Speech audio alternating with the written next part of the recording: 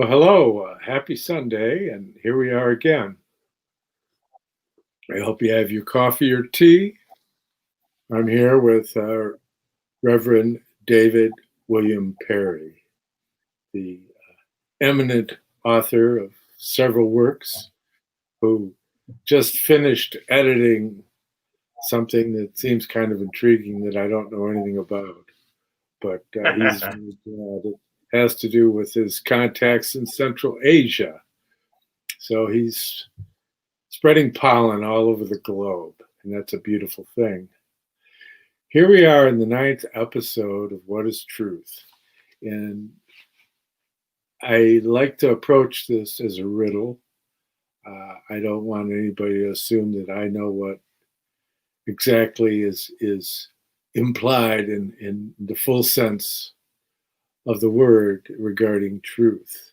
But in my mind, I tend to work with the Neoplatonic concepts of the good, the true, and the beautiful. And it becomes interesting because you could say the truth is wisdom. And but then there's a possibility of that wisdom not fully embracing the principle of the good. And that becomes the challenge, because then that's where the agendas arise, because although they might think in some abstract way that they're serving the good, because they've severed their relationship from the source of goodness, they only have an abstract notion of what they think goodness might mean. And that's the rub. And you come up with the kinds of attempts at solutions like we discussed last week with Karl Marx and Jeremy Bentham, who's that mummified corpse in University College London. And I made reference to Rudolf Steiner's lecture cycle on numerous occasions. That's the eternal and transient elements, the cosmic past of humanity and the mystery of evil, because for me that's so relevant in the time in which we're living, is that we're having a confrontation here between those that embrace the concept of divinity and those that do not. And they've chosen to enter into a realm that's entirely abstract in its attempted solution, and consequently looking at the idea of treating human culture as if it's some kind of mathematical machine that needs to be tweaked and oiled with human endeavor, as opposed to realizing that there's a good possibility that many of their answers are blocked from their consciousness because they don't avail themselves of being open to the supersensible. Even though if you study the history of invention, which I did quite a bit when I was working in heart research with Ralph Marinelli, who was the director of the laboratory, the research laboratory at the tank plant, the U.S. Army tank plant here in Detroit. And he was also one of the directors of the Waldorf Institute of Detroit. But we did a thorough study of the history of inventions. And one thing that you keep coming up with if you do that is you find that scientists will mention how they received an insight in a dream. And they'll just mention it in passing and move on. They don't give it much thought that there's something going on there regarding the realm of the what we call as a group the third hierarchy, the angel, archangel, and archai. And these are the beings next to us in the supersensible world many people have heard of the guardian angel, and that is something that's very real to somebody who's dealing with the supersensible in the real sense. And then there's those that find they have an affinity towards like spiritualism and things like that. It's interesting to note in the history of Britain, Rudolf Steiner talks about the struggle between the materialist scientists, the utilitarians of Jeremy Bentham, and that there was a struggle that went on there at the end of at the end of the 19th century. And there was a struggle between the spiritualists and the materialists. And that's something that you're not going to read about in the Times. But if you look and say, well, what does that mean? What are the cast of characters that could possibly be involved in that? Of course, you have to look at the Theosophical Society as being very key, and that the Theosophical Society really was founded in London, and it was really the first really open presentation of the sevenfold schemata of creation, of which our present physical earth is the fourth state of that sevenfold series. And the angels are dwelling in the sixth state, and the archangels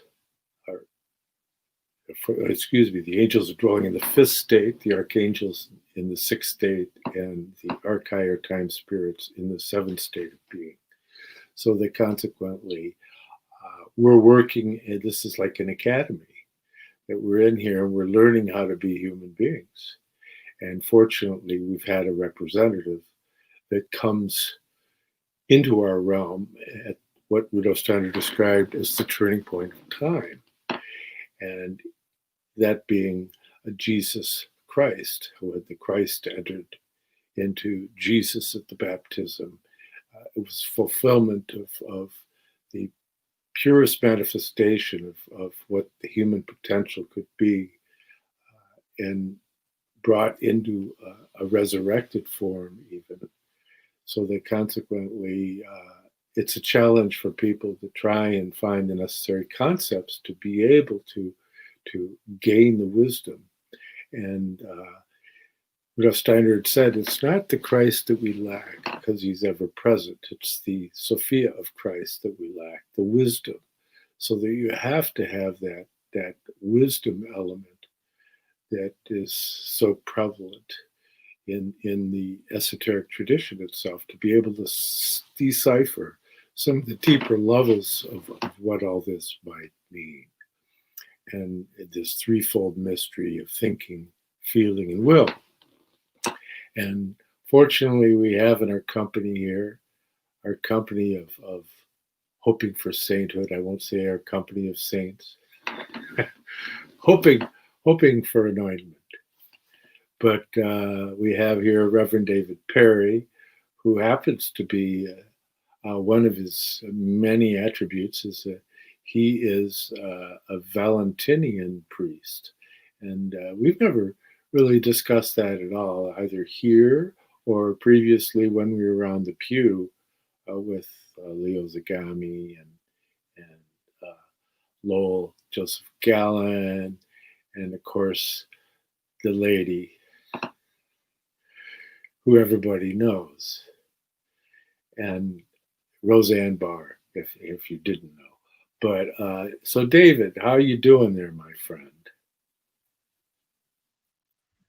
Very good to see you again, John, and always a pleasure being on this show. I enjoy our mutual explorations together. I sort of miss the pew, but in many ways this is more fun. With the deepest respect to Leo, Roseanne, and Lowell, because we can actually allow each other to converse and aren't begging to get a look in and say our 5 penn'orth worth. So this is a delight. How am I?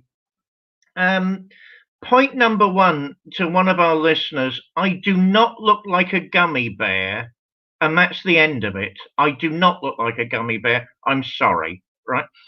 Point number two: Cameron Hayes, you are becoming a good friend.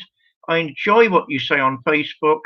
Keep watching this show, because I think John is a mine of information, and we all learn a great deal. Oh gosh, and you also mentioned the monster book, as I christened it. I do a lot of work with Central Asians. I'm exceedingly passionate about the arts and cultures of Central Asia. It's like fairyland. I mean, everything over there, it's the top of the world, and it's magical. And I don't care what they say; they're clearly fairies.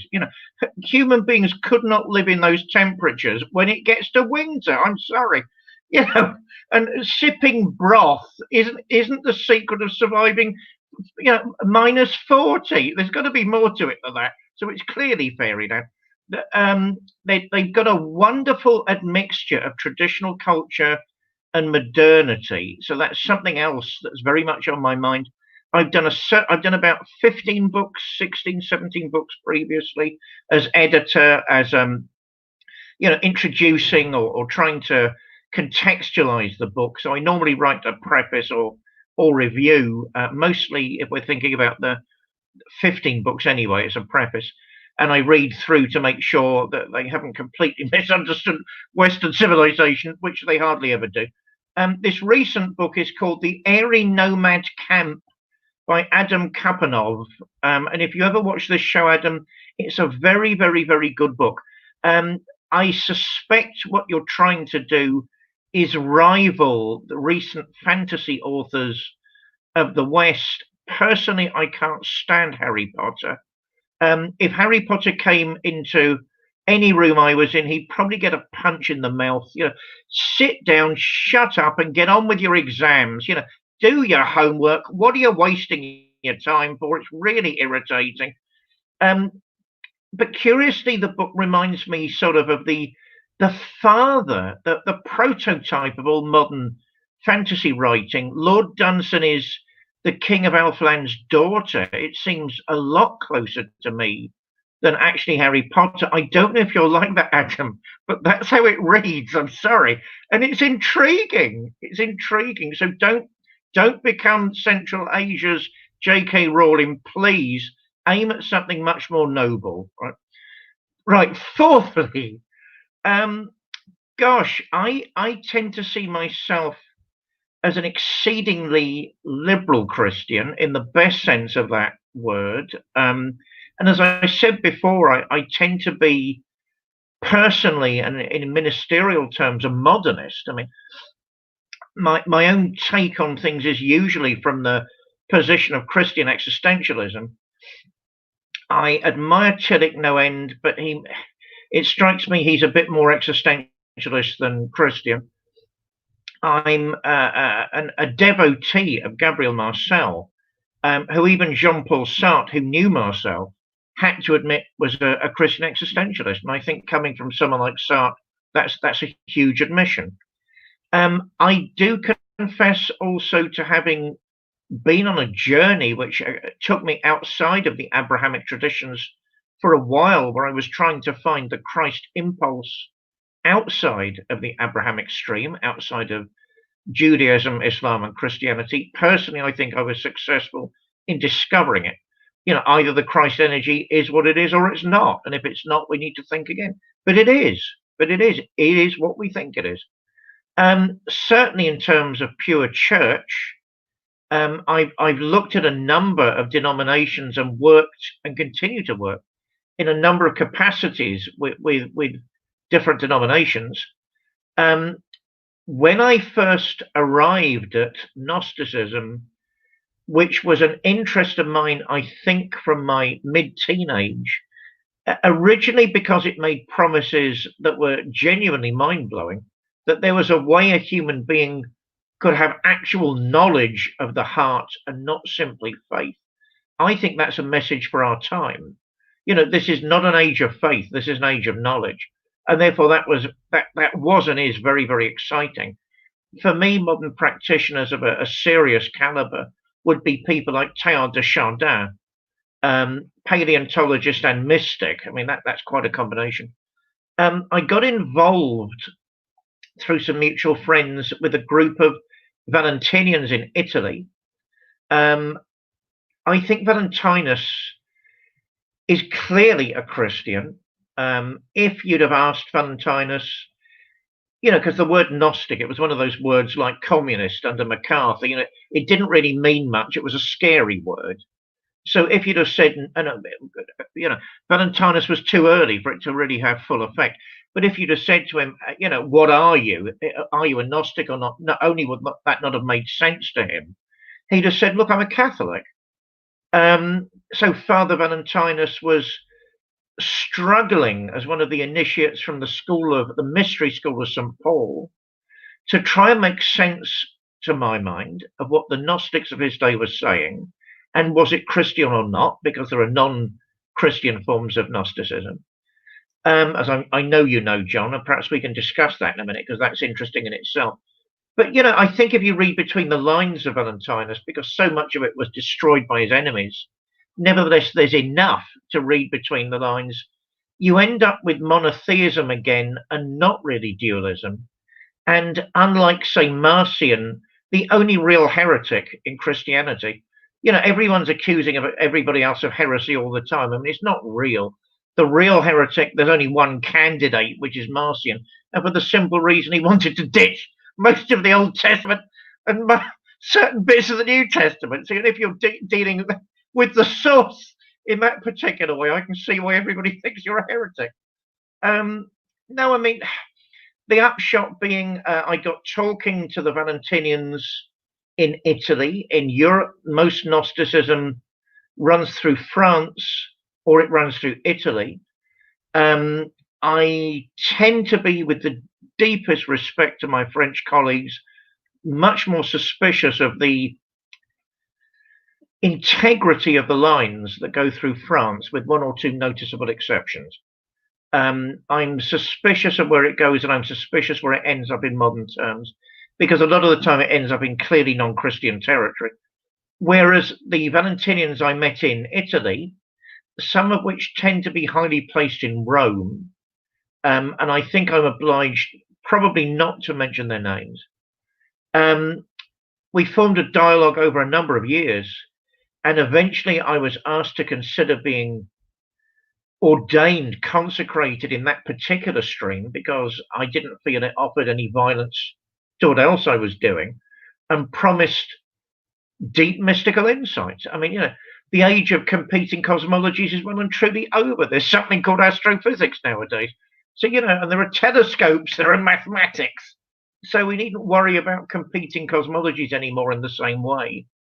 And therefore, what was I facing? A form of depth psychology, which was incredibly advanced, looking into not only the soul of the human condition, but the soul of nature itself, with a view to stepping beyond nature into the supernal. Therefore, that intrigued me. I thought about it and prayed about it a very great deal, and ended up going to Italy and being consecrated in a monastery as a Valentinian priest and bishop. It was one of the most moving ceremonies I've ever attended. It was done beautifully.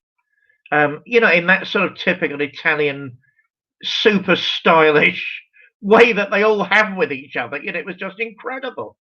And came away transformed by the aesthetics at first, starting to read Valentinus in a new way and realizing that really is a form of Christianity for our time. At first, I wasn't sure what to do with it as sort of, your pastor that lives down the road.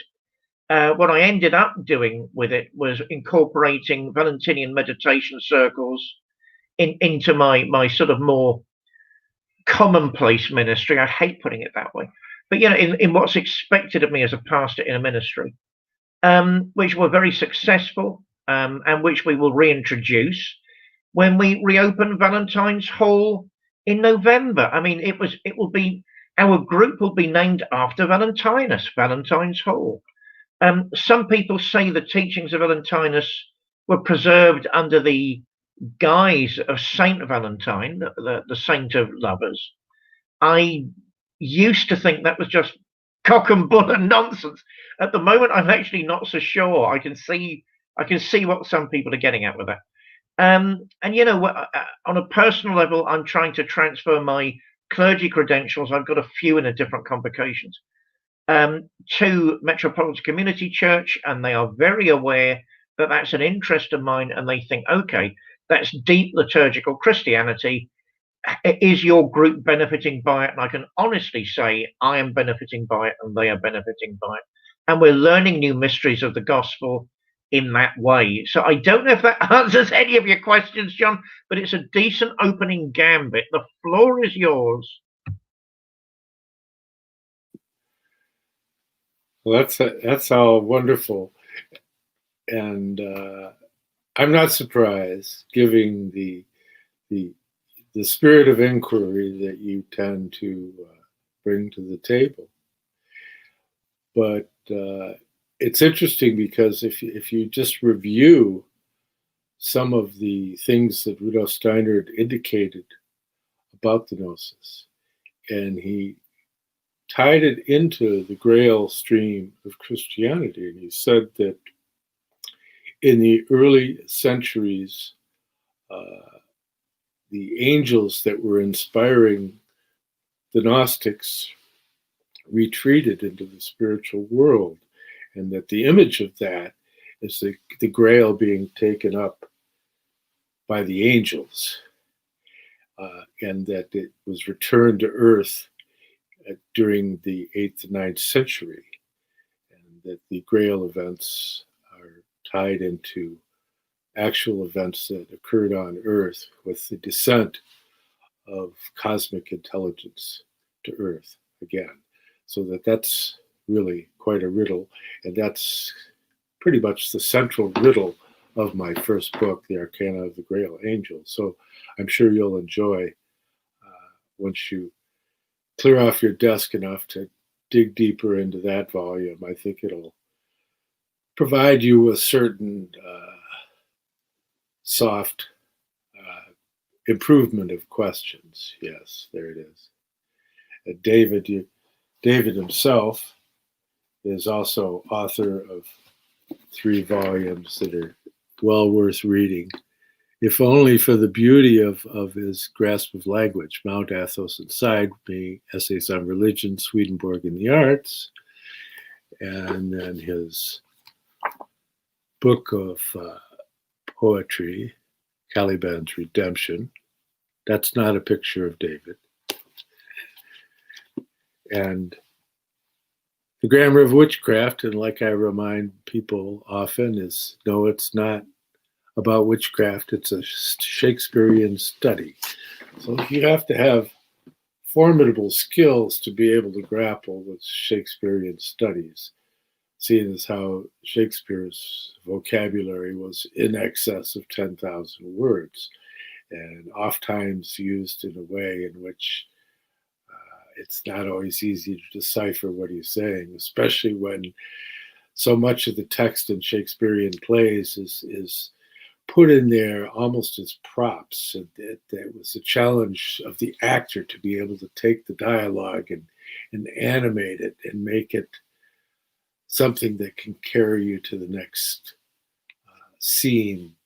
And the lines in the plays that actually have this powerful meaning is emphasized by the voidness of meaning of the lead-ins. I mean, it's really, Rudolf Steiner indicated that it's so clear that Shakespeare was an actor, and you could see by the way the plays are structured and the characters and the way he animates. So the scene with dialogue that doesn't necessarily do any, it's little more than using the device that they use in theater you don't have anything to say when you're supposed to be standing around talking, just say rhubarb, rhubarb, rhubarb. And so we don't want to get into too much rhubarb here, but it's fascinating that whole relationship that you have to theater, and which ties into ritual, because really sacred ritual is the backstory of theater. That theater came out of the whole sacred culture of gesture, color, light, sound, and smell. Smell being a conveyance of the first logos, the light of the second logos, and then sound, the third logos. So there's something you can contemplate there, which is akin to the higher triad, the Atma-Buddha Manas, as it's called in the East. The spirit man, life spirit, spirit self, as Rudolf Steiner described. But in getting into these riddles, once one begins to take it into your life within the realm of will, and that's why I'm so often making the point of saying grace before meals, because that's one of the only instructions that we were given by Jesus Christ. Do this in memory of me. Okay.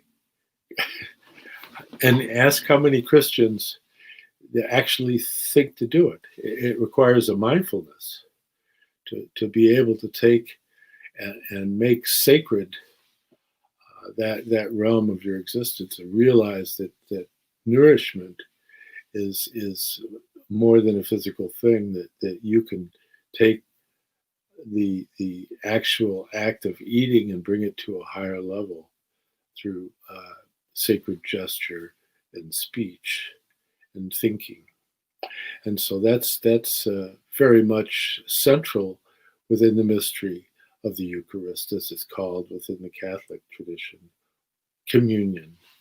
And this whole idea of communion is interesting, because if you look at the purpose of sacred architecture, it goes through a transformation in history. And you have like the Great Pyramid in Egypt is like, it's a guide of souls, and it's an entrance into the next world. Whereas then you move forward into Greek culture, and it becomes more a place of that you could create something in which a God would choose to dwell. And then when you move into the tradition of Christian church, with that whole architectural development, it has to do with community. And communion is the whole concept of coming together and having a sacred meal. And so the purpose, the central task of the rites of the Catholic ritual was to get everybody prepared to do that in memory of him. And so that's the central thing. And it takes place right at the juncture of the horizontal and the perpendicular, the cross. But see, the cross is linear. You have to add that curved element to it, the circle. And so it's the circle and the cross, or like in the Freemasons talk about the circle and the square. But I remember in my conversations with the spokesman for the Hopi elders, and he talks about the Hopi prophecy, and he said that if people come from the East and they just have a cross, then it's going to be very difficult. But if they come and they have a cross surmounted with a circle, that they're friends. And one of the reasons I got to have a private conversation with him was because I would happen to be wearing a Celtic cross, which is a cross with a circle. I have one right behind me, but it's so tiny you can't see it. But that's the circle, the solar symbol of the circle on the cross of earth. And just as I've made reference before, Plato taught that the world soul is crucified. And that's that image of the convergence of space and time and the spirits of form that are capable of dwelling at that juncture between space and time. The exousiai, which is the spirits of form, or the Elohim of the Old Testament, of which one of the 7 primary Elohim is in the singular Eloah, which is Jehovah. When they say Jehovah Elohim, they're speaking in the context of the whole choir of Elohim. But when they speak in the singular, it's Eloah. And so this whole mission of the Jehovah Elohim, bringing the presence to actually enter into our world in the burning bush, and giving instructions to build a sanctuary of specific proportions so that he could become the indwelling presence. That in preparation for the incarnation of the solar logos. And that is the central mystery of the Grail Gnosis. And in meditating on those concepts and the Grail stories themselves, perhaps get into some of that in the future. But so your Gnostic studies have equipped you with a lot of material. I think that you're going to be able to gain some insights from my books regarding.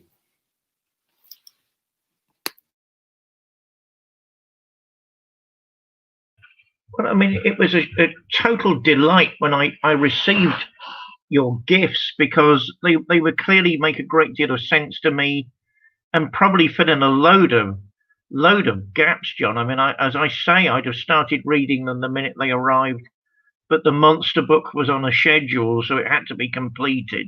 Sorry, Adam. Yes, I did call it the monster book, as I said. So I'm looking forward in my recovery mode the week ahead into reading your books finally, because they're genuinely intriguing. The diagrams at the end have caught my attention already, and it's the sort of material I feel very comfortable with at the minute.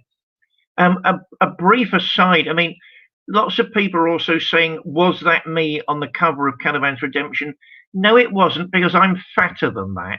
Okay, that's one of the reasons I'm being compared to G.K. Chesterton a lot. I'm bigger than the model that was on the cover of the book. So there, right? Oh gosh,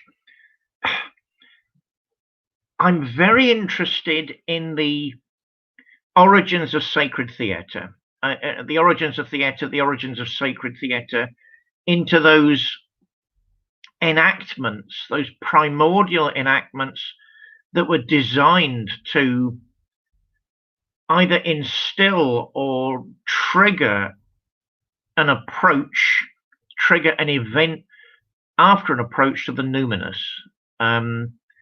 I think, the feeling of elation which must have come through those rituals, the feeling that genuinely takes us closer to an actual enlightenment is inbuilt into that. I thoroughly agree with you. Before there was profane theatre, I suppose, when I'm wearing my British theatrical hat, to be honest, I can't really see the profanity of any theatre. The whole process is magical. Apart from actors who I can't stand with a vengeance. Could you, as I said to one of them a couple of years ago, could you move your ego? I'm trying to get past. Actors and I do not get on. I'm sorry. That you have a wonderful script, you have wonderful parts. My own choice has been to focus on that type of material with an overtly religious factor, a religious element. That's the pastor of me coming out, I suppose. But the whole process, I mean, J.B. Priestley, who, an incredible British playwright, an incredible British impresario director, I can't remember the title of his book offhand, on theatre. I mean, the whole thing is magical. You know, you can be Cervantes, you can be a hero, you can be Hercules, you can be an astronaut, you can be a pirate. You know, week 1, week 2, week 3. These are magical territories. They're not profane. It can be you could be the worst human monster. You could be the greatest saint in another galaxy. Theatre is the stuff of dreams and fancy. In Athos, I do actually try to start drawing a difference between theatrical presentation and sacred performance, sacred enactment, as I think there is a very clear difference, a difference of quality and integrity. I didn't do that because the book would have been a different book. I didn't do that for as lengthy a process as I wanted to, but I will get back to them at some point if the angels allow me to find the time for that. Curiously, an East European friend of mine said to me recently, the whole thing is about sacred theatre. Well, yes and no is the answer to that. If theatre's magical, there's sacred, the sacerdotal, the glorious, haunting it somewhere as a bedrock, and that bedrock must be to do with archetypes. What interests me at the moment is the interface, the interplay between fantasy and imagination, because I'm absolutely convinced they're not the same thing. Until I started thinking about fantasy again recently, for me, for years, it was a done and dusted subject. Oh, that's the doggerel of the imagination. Largely it's psychosexual. Okay, if it floats your boat, great, read whatever. Great fun, but not really anything as expansive as an imaginative exploration used in Shakespeare. What as Wittgenstein himself said, what does Shakespeare give you? He gives you the world. He doesn't give you bits, he gives you the world. So in my own involvement in these things, which is coming full circle in a sense, I've got back to exploring the difference between imagination and fantasy. I'm beginning to be a lot more positive about what fantasy actually is and the role imagination plays in the basic conceptual structuring that we give the world. I don't think the rationalists, that other church, there's a dig, I don't think they've really understood that they're actually engaged in acts of imagination when they structure their paradigms around what's possible and what's not possible. That may show a lack of their imagination as opposed to anything else. It certainly doesn't show a lack of mathematics, because the mathematics can go in any direction, as indeed can the sciences. Maybe the universe is like a gigantic mirror reflecting back at us whatever we choose to project upon it. That's a possibility. But at the moment, it's the fantasy thing that's intriguing me, because I suspect the original impulse behind enactment, going back to even beyond before the time of sacred theatre, was that fantastical impulse to engage with the archetypes themselves. Certainly a mutual friend of ours, Richard Wagner, since you mentioned the Grail, I think Parzival is a staggering cultural achievement. Some of the subtexts worry me to death, but I think some of the subtext would worry anybody to death. But he was a man of his time and he was flawed. And it doesn't take away from the beauty of what he's doing, or indeed the transcendence of what he's looking for. And I sense in him increasingly nowadays, the same thirst that I've got, the need for magical reenactment, the need for sacred reenactment, which curiously I also find in one of my personal heroes, Artaud, Je suis Artaud, who was trying through the theatre of cruelty to actually reintroduce shamanic performance into modern Parisian culture. I don't think he got too far. But the point, but he was Artaud. And the point is he was trying. So what interests me at the moment, I suppose, isn't simply the Grail themes that run through so much of the poetry and the stories, the narratives, the Arthurian tales. Not so much, even the plays and films that have arisen out of that. I think Excalibur, what was that, John Carpenter, was a very clever film. It didn't really do justice to the material, but it was a very clever film. You haven't solved the mystery of the Grail. I'm sorry. Who does the Grail serve? That's still a pressing question. But if we're looking at that from a more fantastical point of view, certainly the need to stage that material ever more, on a cyclical basis, the need to explore the fantastical within theatre as a laboratory. Early theatre wasn't a few actors presenting their work to a few members of an audience. It was the whole community involved in a celebration aimed to achieve higher consciousness. That is the sort of thing that genuinely needs rediscovery. And I suspect modern Gnosticism will have a flowering in that particular direction. It's not enough, as you know as well as I do, John, because you're a practitioner. It's not enough to just, jaw about these ideas all the time. As wonderful as they are, we've got to, what do we do about them?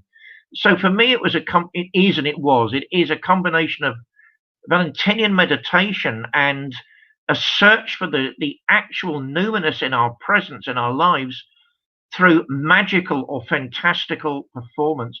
Something I intend to do next year. I'll just say one last thing, then I'll give the com back to you.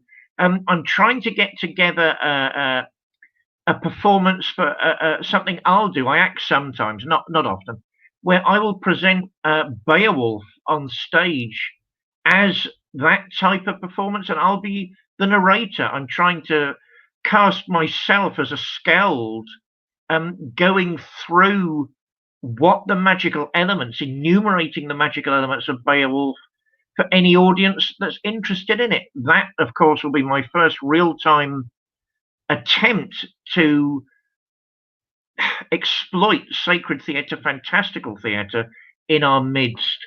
The archetypal elements of all of this are clear. What do you think of that, my dear friend? So you're not going to play Grendel?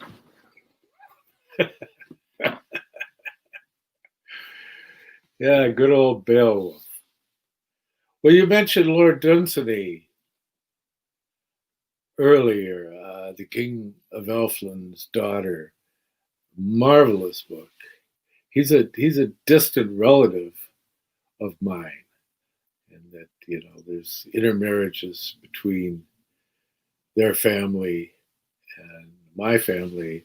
There used to be these squabbles over when they'd have a procession, who got to walk in front, and the Dunsanys had trouble because the patent of nobility that my family had predated the patent of the House of Dunsany, the Plunketts. And so they used to annoy them. They even managed to manipulate their way to get ahead of my family in the processions for a period of time. But that's a whole interesting thing. Yes, the King of Elfland's Daughter, the elfin girl that comes down and ends up being a seamstress, going, like wondering, what has she done? But her name is Lyrazel. That's a nice name. Yes, I remember that story well. There's a whole wonderful catch of literature in Lord Dunsany, who was very instrumental in that Celtic revival. He's from the barony of Dunsany in Ireland, and his association with William Butler Yeats and Lady Gregory and that whole Celtic revival, that theater movement in Ireland. It was so special. And A.E. George Russell, and you go on and on, all these characters, Maud Gunn. They had quite a thing going there. And then you have James Joyce poking fun at them in Ulysses. And it's like, it's just amazing, the whole way it's all woven together. But as far as the use of language in its beautiful form, I mean, it's hard to surpass those Irish writers. I mean, they just had such a, it's like prosody. It's so lyrical. I mean, you read like in Dunsany, what it's like in the story of Carcassonne. On rode Arleon back to the king's right hand, and they waved enchanted and told of Carcassonne, a city of gleaming ramparts rising one over the other, and Memorian palaces. I mean, it's just the use of language is so, it's just so beautiful. And some men dream that there is a witch there walking alone through the cold courts and corridors of Memorian palaces, fearfully beautiful still for all her 80 centuries, singing the second oldest song, which was taught her by the sea. I mean, it's just like, wow. I'm just vaguely remembering sections, but it's, if you look at the Conan stories, actually, Robert E. Howard, who wrote the Conan stories, he firmly points at Lord Dunsany as being his primary inspiration. And so you have to look at really the source waters of fantasy literature as being J.R.R. Tolkien and Lord Dunsany. And but nobody's taken up the challenge of making any Lord Dunsany films that I know of. And there was some stage productions that were done by William Butler Yeats and that whole circle, the theater circle in Dublin back in the early parts of the 20th century. But I know of nothing on film.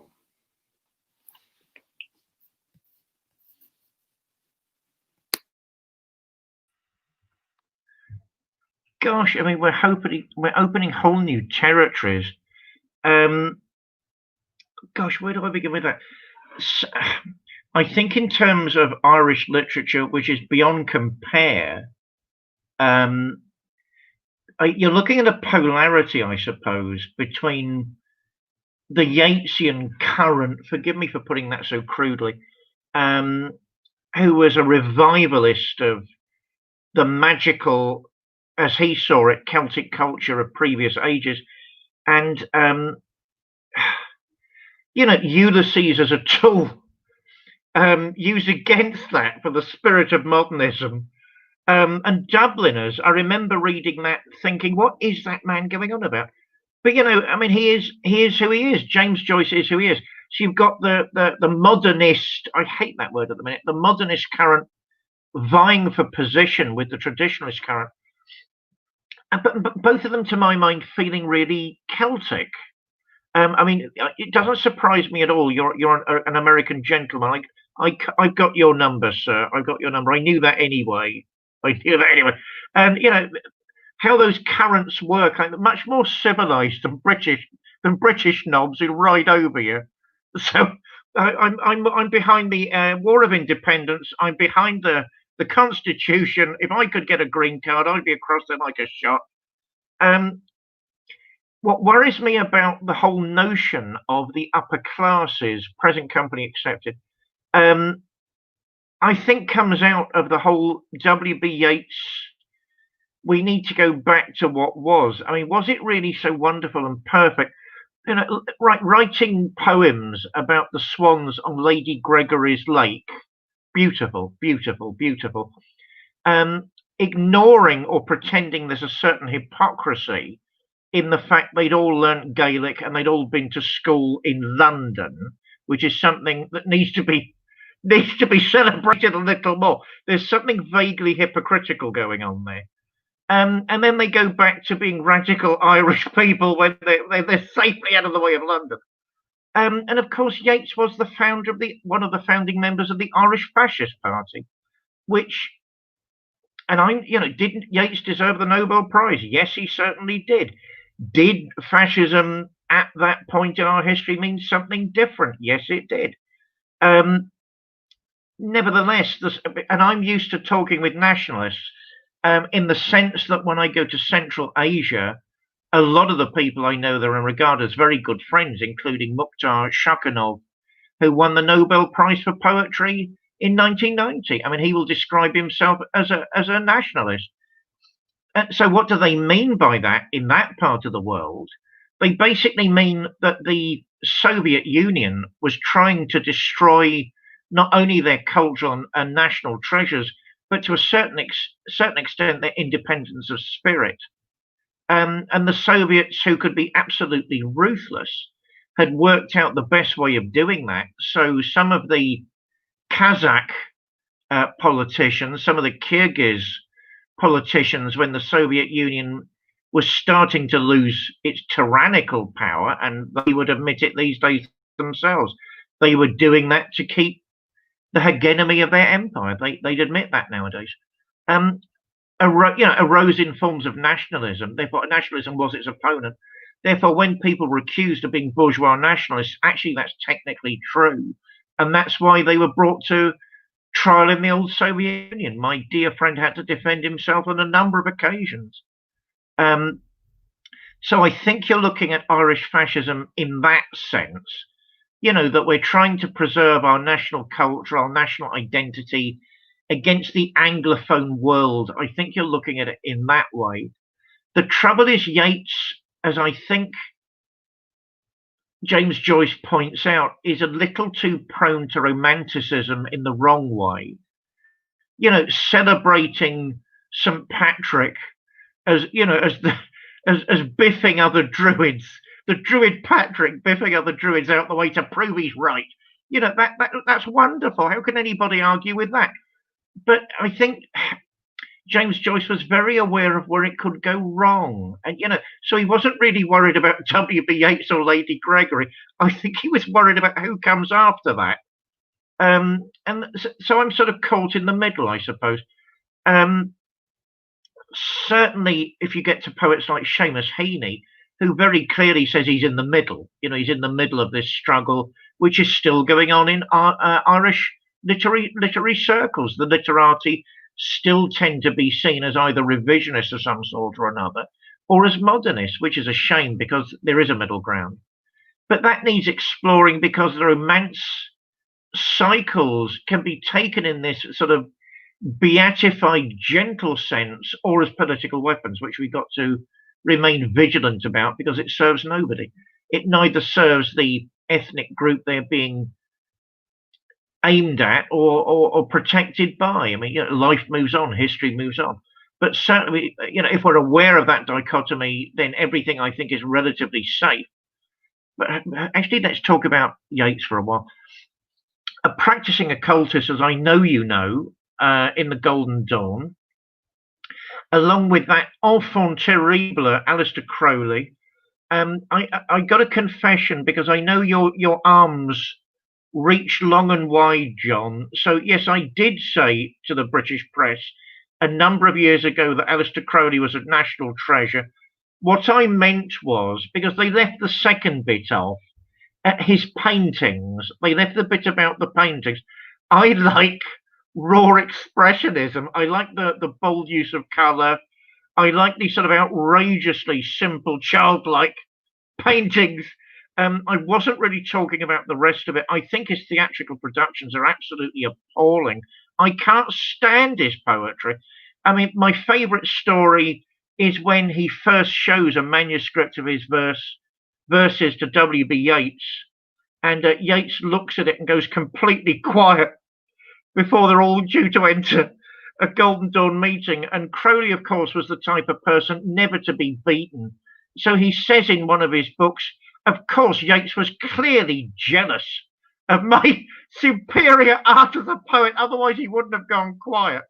So you're looking at that battle even then. I think Romanticism is a great treasure, and we need that sort of lyrical impulse to take us to ever higher aesthetic levels, because that starts to achieve higher consciousness.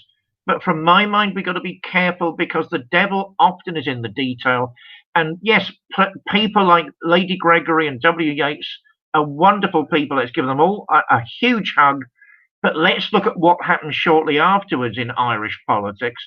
And then, of course, European politics, where you get a lot less savoury people, a lot more unsavoury people thinking, well, that generation got away with it. Can we get away with it?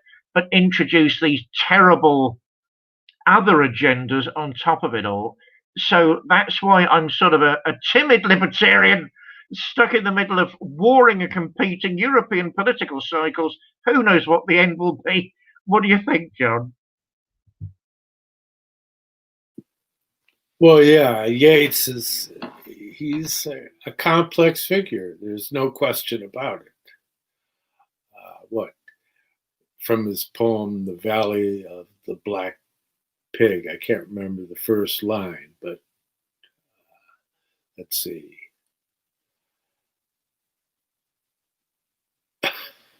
Now it walked right out of my mind. We'll get back to that.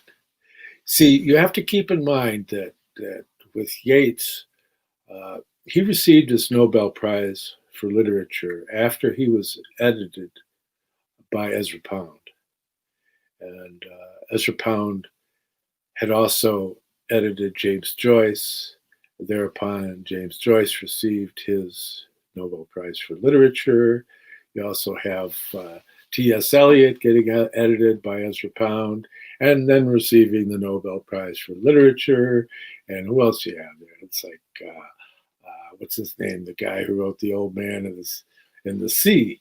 I mean, Hemingway, gets his this trunk of odds and end papers, and he gets edited by Ezra Pound, and guess what happens? He gets the Nobel Prize for Literature. So people were quite captivated with Ezra Pound, and you have to consider the time in which it was. That Pound vehemently hated the whole idea of socialism, and there weren't that many alternatives. He was living in Italy. He was a scholar in the troubadour and trouvier body of poetry. And so he was an expert in medieval Italian and Provençal and all these obscure languages and translating these poems. But you look at, and he thought at the time, because there was the crumbling of the noble houses in Italy, and there was all kinds of chaos going on, and he saw Mussolini as a good thing because he was reestablishing law and order. And so I think some of his influence rubbed off on Yeats. And so consequently, nobody ever talks about that episode in Yeats's life because it didn't really amount to much. Personally, I think that he was just revealing some of the influence of Ezra Pound. And see, in Europe, they don't have a constitutional republic to stand on. So it was the struggle between the old feudal system breaking down and then making it look as if there was two ways to go. The system of the government, like the Soviet system of communism and socialism, or the socialism of the oligarchs, that's essentially what fascism is. It's just a socialism of a different stripe is all it is. Mussolini considered himself to be a socialist, as did the Nazis. They were the National Socialist Party. And it's funny when I talk to people that here in the States that are like big fans of like Bernie Sanders, it's like, you realize what you're saying, don't you? And I try to explain to them they don't like the details. They don't, because they see that it's all about language, isn't it? And so these groups tend to co-opt certain memes and language structures that convince you that they're like the good guys. They're the nice guys. Well, I don't know about that. I mean, I'm a student of history, and I'm not naive enough to think that there's ever been a successful communist / socialist country. There just hasn't been one. That the best I've been able to come up with is that the people in Bulgaria they did better than most because the people there cared about each other, and so they weren't as heavy-handed. Other than that, it's Venezuela, here we come. And so consequently, I think Yeats, like a lot of people, was naive, as was AE. AE had certain sentiments regarding socialism, but the story is overrated. Yeah, it really is, isn't it? But see, Yeats was very effective. We used to have these agricultural journals that AE had written for, George Russell, who was quite a seer himself, author of The Candle of Vision, a wonderful book. But and he wrote beautiful poetry. But he started farming collectives, which would give collective buying power and whatnot, and getting people working together. It can work in small groupings like that, like in Israel with the kibbutz, they have it. But you start looking at it, like in a kibbutz, if okay, I want a TV set, well then everybody has to vote on it, and if you get a TV set, everybody gets a TV set. So it becomes a whole other thing. When we had a house guest from the Soviet Union back in the early 70s, this guy was hitchhiking around America, and he was quite amazed that he had the freedom. He just had to check into the U.S. government once a month. But he told us about what was going on over there is that whole apartment complexes, they would all just chip in and buy one TV set. And then they would go down in the lobby and they'd watch it. And they'd see stuff that came from America, and like Dynasty, and they're going, oh my God, look at how big their house is. So I think Dynasty probably played a big role in the breakdown of the Soviet Union, along with Beatle albums and blue jeans. But this fellow told us his story that they were smuggling Beatle albums and blue jeans through the Ural Mountains, and he went off into the woods one day and he heard all this gunfire, and he came back and all of his family and friends were all shot by the Soviets. And so they always carried papers with him. He had a passport that could get him out of the country, and he got out and he managed to get here to the States, and he was hitchhiking around the U.S. But he had some pretty scary stories to tell. You can get into Father George Radenaya, who's an interesting case. I don't know if you've heard of him, who was ran over by the KGB, and he was left in a morgue, and he spent like 3 days in the morgue, and they assumed he was dead. They hadn't gotten around to him, but then when they got around to him, finally he came to, and he had a near-death experience that really tied into some of the concepts that he had received from just reading one lecture on the Lord's Prayer by Rudolf Steiner. And he ended up coming to America, and he gave talks on that in his near-death experience and his communion with he was in the hospital, and he talked about how the ones that were communicating with him were these souls, the incoming souls of the babies, right, in the hospital from the maternity ward. And there was this one baby that came to him and it was asking for his help, that they'd hurt his hip when he was born, and he couldn't tell them, and he was crying, and they wouldn't do anything. And so when George finally came to, he told them about the baby, and they went and they checked into it, and it was true that they had dislocated the leg of the child during delivery, and he'd learned it from the baby himself. So that was it's a great story, George Radenaya, who's since passed on. But it's good to see you building bridges with the cultures of the East. The Christ impulse is universal, and Rudolf Steiner does make the point that of the previous cultures beyond the Israelis, the Jews, that there was a relationship to the second logos, as we would call it, the word, as expressed as the second logos, the principle of light, and that you have that in ancient Egypt, and then you have that in ancient India with Vishvakarma, and ancient Persia with Ahura Mazda, and the Osiris mysteries in Egypt. And so there's all of this, and you can explore all that within the works of Rudolf Steiner. But see that it's not appropriate to, oh great, well then I'll go back and I'll like worship these old god forms. No, because we're moving forward. And so consequently, we can look at them as part of the richness of our past, but yet we have to be able to move forward into the new mysteries.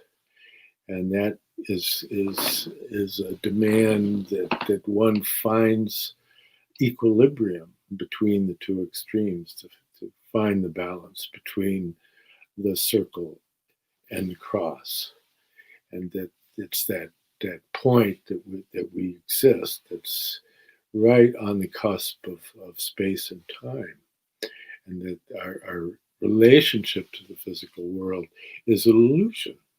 It's very much like Plato's cave, where we're looking at the shadows on the wall and we think that's the real deal. And it's so much more than that. You have to be able to come into relationship with the noumenal aspect of it, that will help you understand the phenomena. And but getting back to the Irish poets and all that, yeah, they were in the raw. I mean, there's S.L. McGregor Mathers. He was a fascinating character, the leader of the whole Golden Dawn impulse, who considered himself to be of the McGregor clan. That was absolutely, that name was crossed off the list, and because of the activities of the McGregor. And so consequently, him taking up that McGregor of Glenstray and all of that. My friend Martha Keith Schuchard wrote an article recently I sent you. It's an exploration of the reality of that actually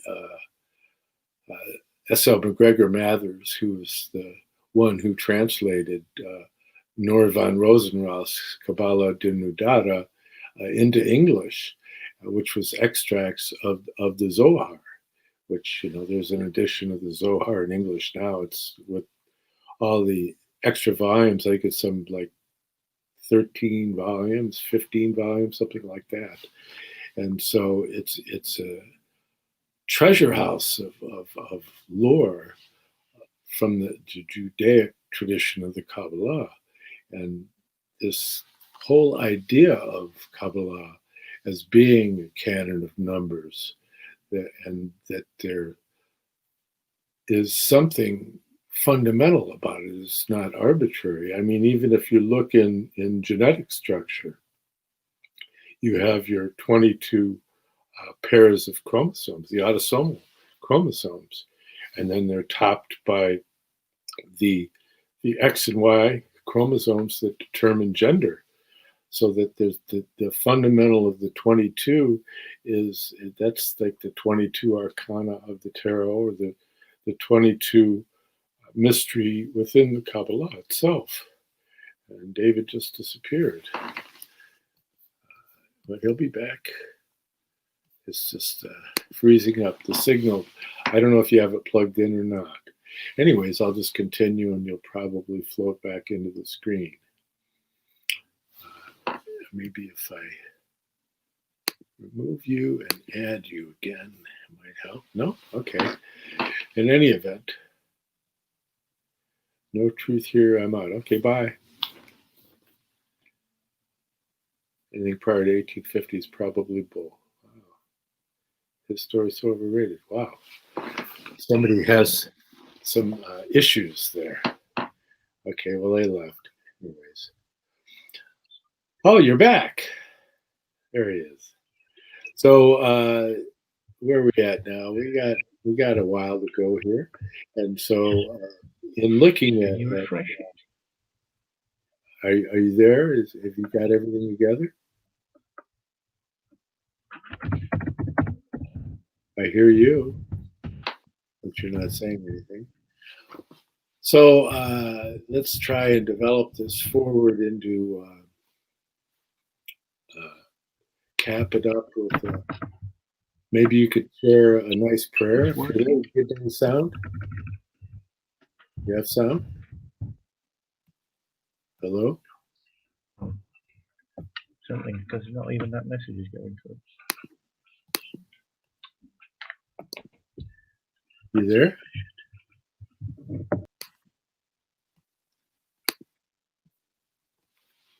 You got your mute on, that's why. If you remove your mute. Okay, well, I guess something's going on with our signal here. That's okay. We got to cover some nice ground. And there. Can you hear me, John? Yes, I can. You had your mute on. There you go. So we're getting pretty near the end of our show here, and I didn't want to forget to remind people the books that I showed you of David's are available on Amazon, and he also has his, if you want to buy him a cup of coffee, it's paypal.me/DPARRY777. If you want to buy me a cup of coffee, that's paypal.me/John Barnwell888. You can also check out my Twitter thread on CrownGate at John Barnwell888. And oh, David disappeared again. And my books are available on eBay. And here they are, both of them. I got full screen here. I might as well show them both. And that's the Arcana of the Grail Angel, which is the big volume. And that's the Spiritual Science of the Holy Blood and of the Holy Grail. It's a study developed out of the work of Ross Steiner, the esoteric streams of Christianity that flowed from the Holy Brotherhood of the Holy Grail to the Order of Knights Templar and the True Rosicrucian Order. And the sequel is Arcana of Light on the Path, and it's the Star Wisdom of the Tarot and Light on the Path, and it's a meditative tool. And as David was saying, in both I have a lot of the cosmological drawings that can help you decipher a lot of the esoteric symbolism of the tradition itself. And since we've lost our feed from David, I guess I can bring it to a close here. And I'd like to consecrate it in reminding you to bless your food and know that there's something more than just material nutrition that one receives, and just to be ever mindful. And I want to thank you for stopping by.